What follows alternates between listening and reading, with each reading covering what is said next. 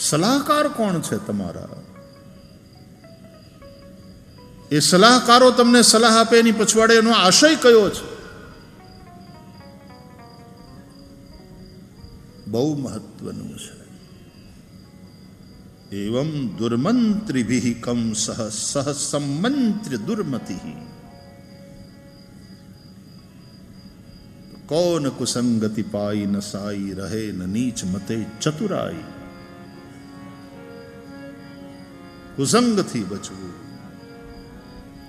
ખોટા માણસોની સલાહ નહીં, જેને કોઈ સ્વાર્થ ન હોય, જેના હૈયે માત્ર ને માત્ર તમારું હિત હોય,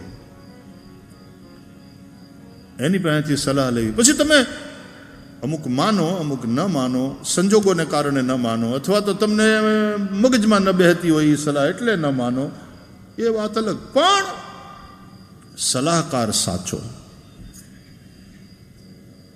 નિસ્વાર્થ, નિરહંકારી હોય એ જરૂરી.